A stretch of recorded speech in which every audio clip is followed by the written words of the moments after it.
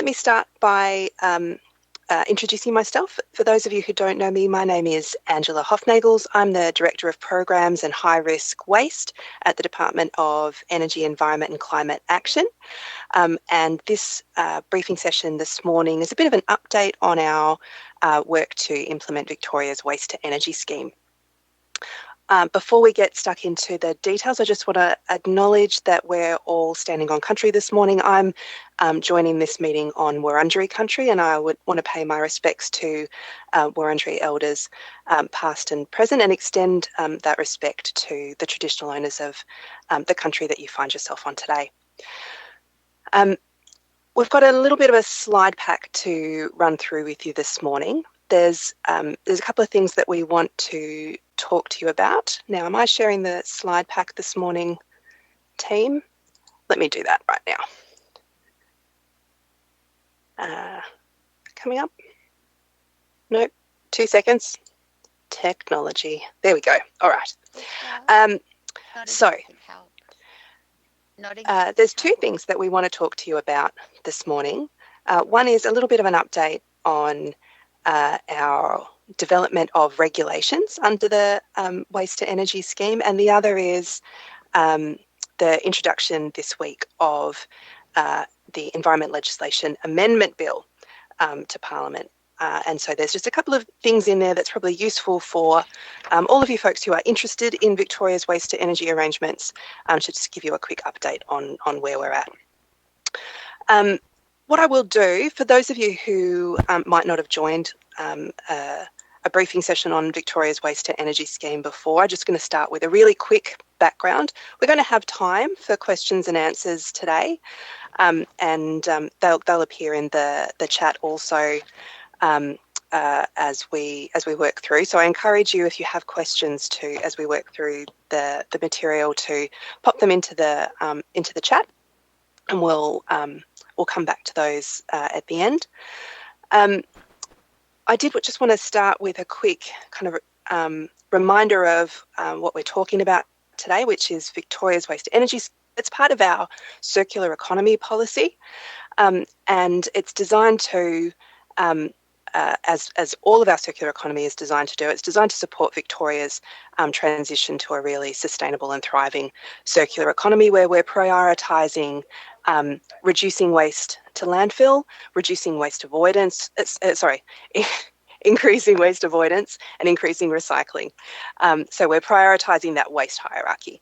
So Victoria really supports investment in waste to energy facilities where they meet best practice environment protection arrangements, and they reduce waste to landfill and support waste avoidance, where they create jobs and economic development, and where there's a strong social licence. And we've seen lots of projects in development across the state that are ticking those boxes. As part of supporting an appropriate level of investment in waste to energy as part of a circular economy, the Victorian government committed to put a cap of 1 million tonnes a year on waste that can be processed in thermal waste to energy facilities specifically. And we've kind of talked about this at various points over the last few years. If you want more information about that, the Victoria's Waste to Energy framework is a really great place to start to get the overview of how that works. What I want to talk to you about today is not the detail of the framework, but a bit of a status update on what we're up to. And so just turning to the next slide. We've created legislation that gives effect to the Waste to Energy scheme in 2021, and we're implementing regulations under that scheme in 2 stages. So the first stage of regulations has already been made, and that allowed for licences under the Waste to Energy scheme for existing operators. Existing operators are defined as waste to energy facilities or projects that already had environmental planning approvals in place before the Waste to Energy framework was released by government, which was the 21st of November 2021. So those regulations are already made, and those existing operators are in discussion with Recycling Victoria right now about their licence applications. Recycling Victoria is the Victorian government regulator that's responsible for overseeing the waste to energy cap scheme. The thing that we're still working on at the moment, and we will talk to you about in coming weeks, is the cap licence regulations. And so these regulations will set in the level of the cap. So the government's committed to a 1 million tonne cap, but we will come and we will, because that needs to be set in regulations, we will come to you and we'll talk about whether the reasons why we think 1 million tonne cap is the right level. And we'll consult on a regulation impact statement that considers alternative levels, and we'll also consult on the drafting of the regulations. Now that's taken a little bit longer than we expected. We had expected to already be out talking to you about that by now, but we wanted to. It's proven to be pretty complicated, and we want to make sure that we get it right because we know it matters for so many of the businesses and projects that are interested in investing in waste to energy in Victoria. So we expect that we'll be out talking to you about that, and we'll consult on those regulations and the regulation impact statement before the end of this year. Let me just move on slightly. So because this is a bit of a status update, I just want to talk about kind of what's happening and what the next steps are. So we're going to consult on the regulation impact statement and regulations later this year, and we will take your feedback on that consultation and use that to inform the final regulations, which would be made early next year. As soon as those regulations are in place, then Recycling Victoria will be able to invite expressions of interest for waste to energy facilities interested in applying for a cap licence under the scheme. The other thing that I just wanted, so that's an update on the regulations. The thing that I wanted to, and the reason why we've prompted this conversation this year is that Tuesday, a new bill was introduced into the Victorian Parliament, which is the Environment Legislation Amendment Bill, and it contains a variety of amendments, largely relating to our container deposit scheme, but also some amendments to the Environment Protection Act. But it includes one amendment that's specific to the waste to energy framework, and that's why we wanted to give you a heads up about that and let you know what it does. So that bill would amend the Circular Economy Act to allow for, in the future, for the government to set a periodic fee for waste to energy licence holders. So the existing regulations for existing operators, for example, provide for an application fee, but the Act didn't provide for an ongoing licence fee in the same way that you would see for licences under other regulatory frameworks, like under the Environment Protection Act. So this amendment in Parliament at the moment would provide for the government to make, through regulations, a periodic, maybe an annual licence fee, which would be administered by Recycling Victoria as part of their oversight of the waste to energy scheme. And just as a reminder, so that fee would support Recycling Victoria's work, and the Recycling Victoria is the regulator for the scheme. They will be responsible for issuing licences, issuing guidance about the scheme, and monitoring and enforcing compliance. And I don't want to dwell on that for too long. When the cap licences are available, Recycling Victoria will be keen to talk to all of the interested parties about the processes for seeking and gaining cap licences, but that will be early next year. So the last thing that I just wanted to talk about today is just to be really, really clear that about what's included in the new bill, because the waste to energy framework previously allowed for application fees, and so the change, the thing that we wanted to flag with you today, make sure you understood, is that the bill would include this kind of the ability to charge a periodic licence fee, that would be set. So that doesn't come into effect now. It's just the ability to set one. Before any fee could be set, we would need to consult on the level and the frequency of the fee, and if the bill passes the Parliament, we would propose to do that early next year or so. So those are the two things that I particularly wanted to flag for you this morning. Very happy to answer any questions that you have. I'll note that we'll defer kind of detailed questions about what the cap licence arrangements might look like to the formal consultation around the regulations and the RIS when they're ready to come and talk to you about. But if there are questions around the updates that we've provided today or other things, we're happy to kind of point you to resources or answer questions that you might have today. I might just check in with the team who's been monitoring the Q&A while I've been talking and just check in whether there are questions.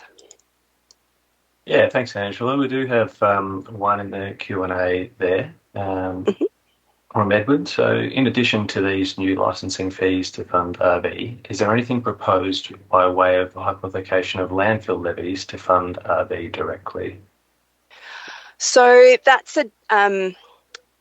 a good question. So the landfill levy is used so there's nothing new in this bill about the waste levy, just to be clear.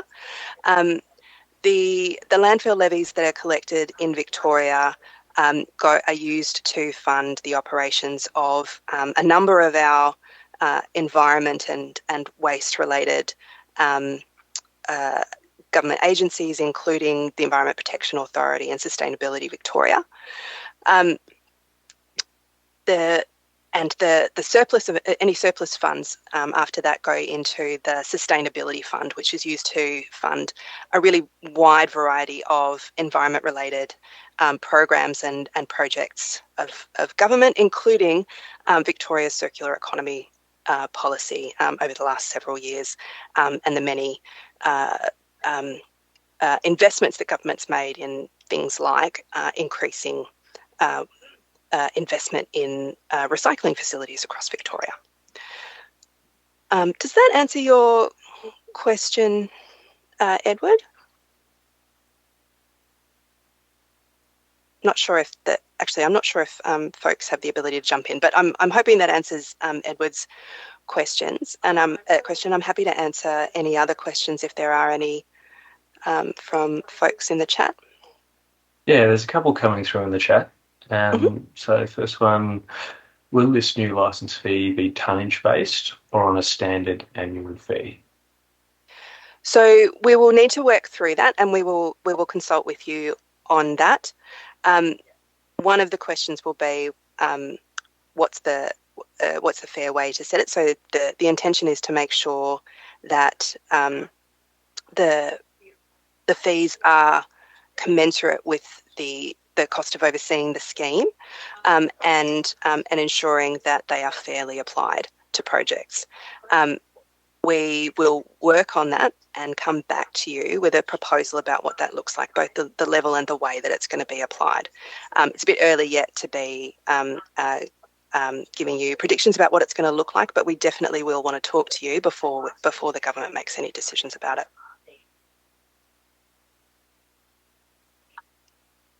Thanks, Angela.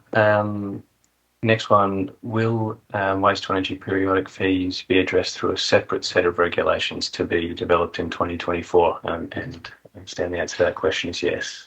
Yes, yeah. So that's necessarily the case because we want to get moving on the cap licence regulations really quickly, but we can't consult on any fees until on kind of any regulations to make fees until after the Act is made. So the Parliament decides that it wants to make that legislation, and after it receives royal assent, then we would consult on what regulations might look like under that legislation. Excellent. I'll keep going through. So there's a question here from Amelia. So does thermal waste include construction and demolition waste, and is this included in the 1 million tonne cap? And there's another question following that, which you can probably answer together, that is industrial waste included in this as well?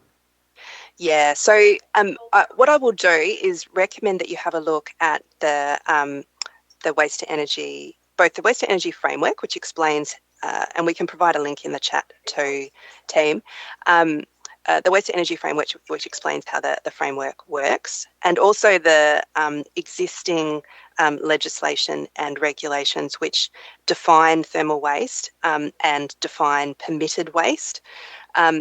The I guess the short answer is all of the municipal construction, demolition, and commercial and industrial waste streams are considered. Permitted waste is broadly, and so they're all considered, and they're all able to be used in waste to energy facilities. They're all considered under the scheme. There's three classes of waste under the scheme: permitted, exempt, and banned. Permitted waste is broadly waste that is residual waste that doesn't have any further ability to be recycled. There's more detail than this, but in a nutshell, permitted waste is residual waste. Exempt waste is the kinds of waste that have for some time been used in waste to energy facilities in Victoria, things like agricultural wastes and wood wastes, and also industrial waste, because we don't want to create any disincentives to, not industrial waste, hazardous waste, because we don't want to for appropriate thermal treatment of hazardous wastes. And then banned waste is things that should appropriately be recycled. So banned waste includes things like containers that should have gone into that are eligible for the container deposit scheme, or material that's collected at curbside in the commingled recycling bin, for example, that would be banned from a waste to energy facility in Victoria. But I encourage you to go, and that's just a bit of a quick overview. I'd encourage you to go and have a look at the framework and the Act and the legislation that give effect to that.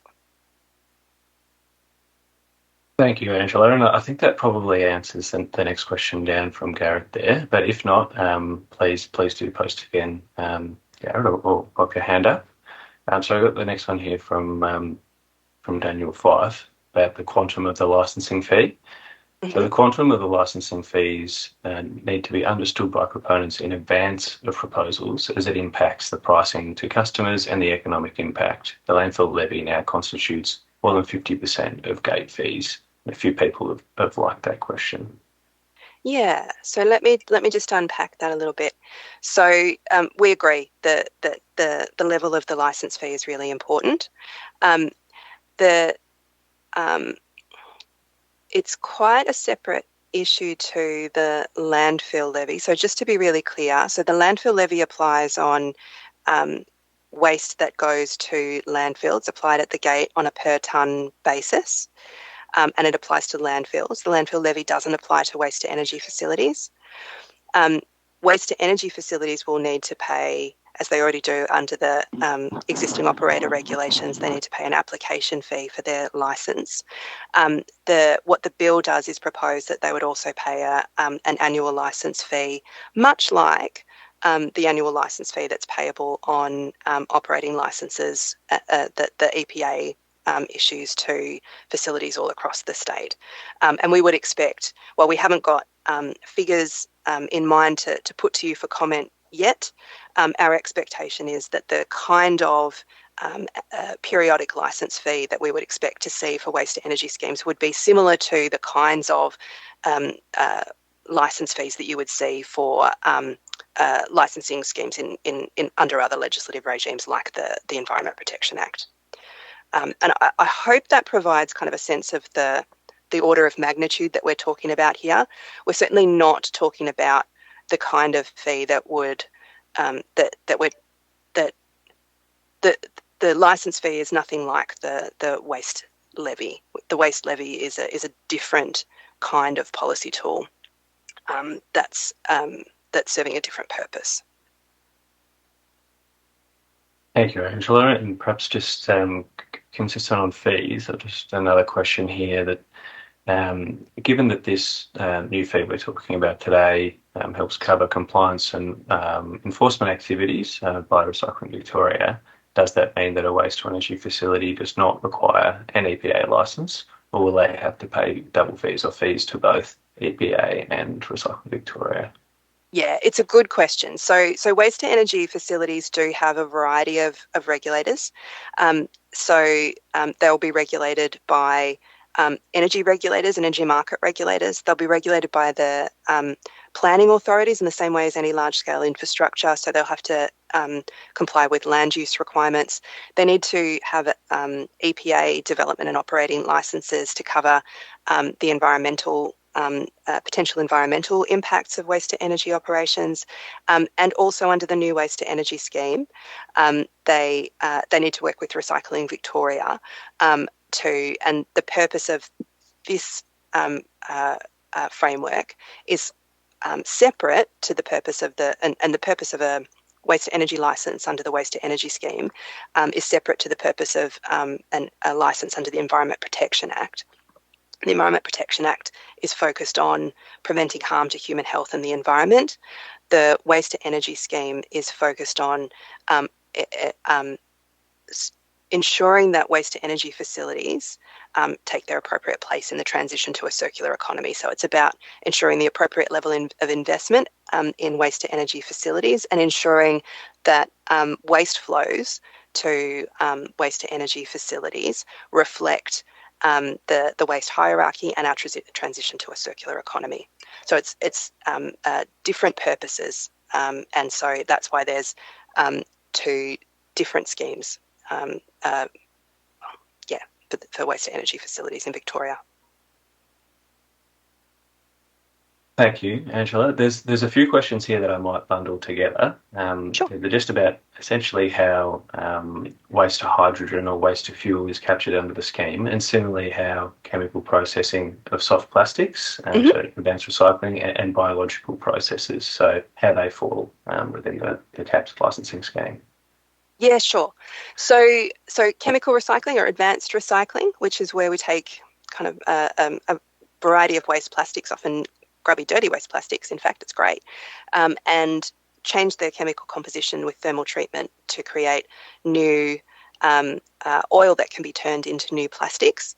Where that facility is taking plastics and turning them into kind of recycled plastics, turning them into new virgin plastics, that is the waste to energy scheme in Victoria does not treat that as waste to energy. It treats it as advanced recycling, and that's carved out of the scheme. The extent to which a facility is just doing that is taking used plastics and turning them into new plastics, that is not covered by the scheme. You don't need a license to do that. However, having said that, where a facility is taking plastics and turning them into a fuel and using that oil as a fuel, that is covered by the scheme. So where we're creating energy, heat, electricity, fuels from waste products through thermal treatment, that is covered by the scheme, including waste to hydrogen.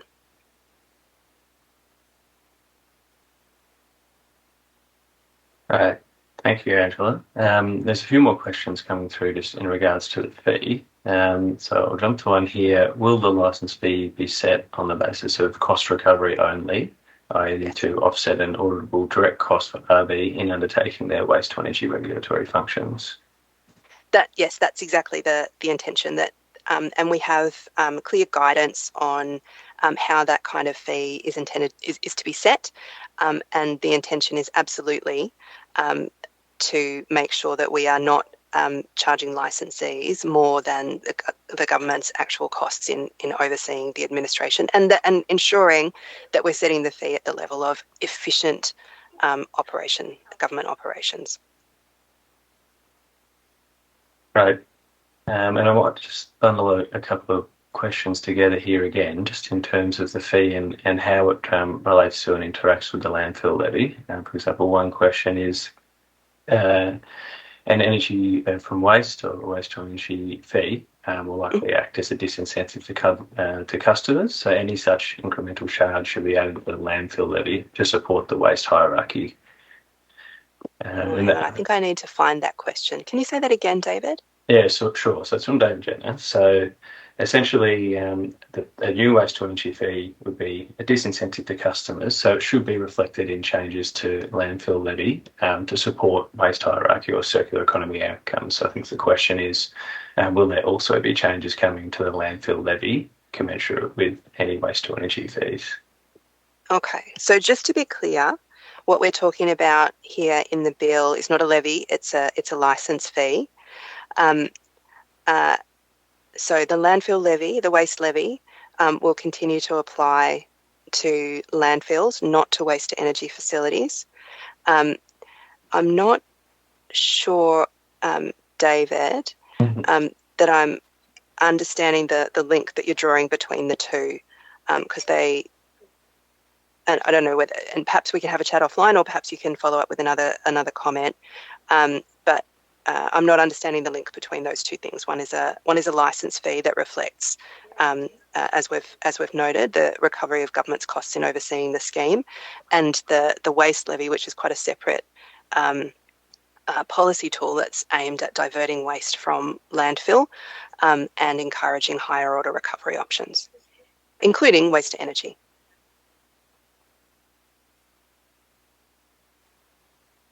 Thank you. There's also a couple of questions here just in terms of timing of when the EOI process might commence, and if that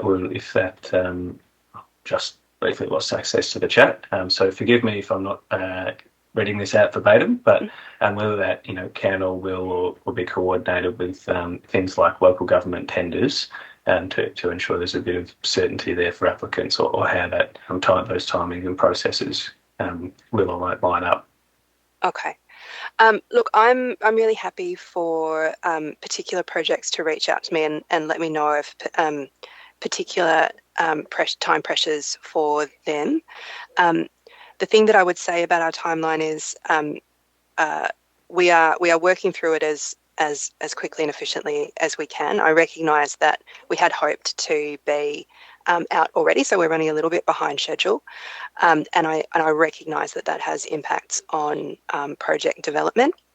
So please do reach out to me. Let me know what your timing imperatives are, and I'll be able to talk to you on a case by case basis about our expectations. But my expectation is that we will be consulting on the cap license regulations and RIS this calendar year, and that will be looking at subject to minister approval, making regulations early next calendar year. And that would free up Recycling Victoria to be able to start that process of calling for expressions of interest in cap licenses. Excellent. I'm conscious of time, but perhaps if we can just squeeze one more in, because it's got quite a number of likes, and then we can wrap up, from Ian. So it's a question that essentially already in the existing legislation that exists, it indicates that states that Recycling Victoria can be funded from the Industrial Waste Levy Trust. So does that mean that this new fee is an additional charge that's already allowed for under the Act? So I think it's a question about what additional powers or for charging fees this new legislation is creating. Yeah, no, it's a fair question. So the thing that I would distinguish between is so to be clear, when the government sets a fee for licenses, it's based with reference to the costs of administering that license, and so it's based on the costs to government of communicating with licensees, reviewing, reporting, monitoring, and working with the licensees on their obligations under their license. The extent to which Recycling Victoria can be funded through the mill relates to their broader functions rather than their specific functions under the waste to energy scheme. And so that is, so they're two separate things. But yeah, I take your point, Ian.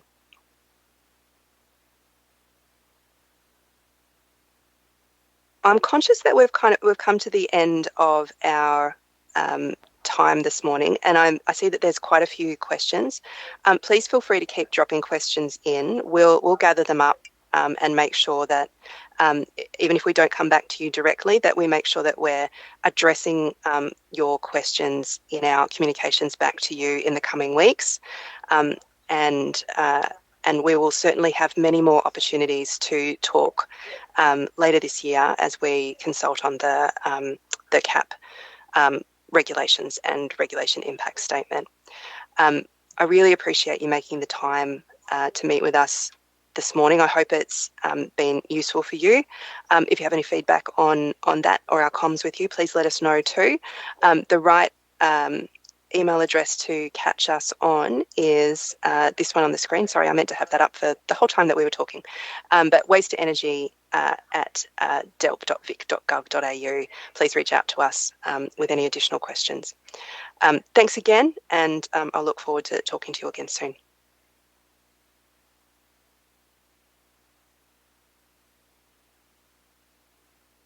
Thank you.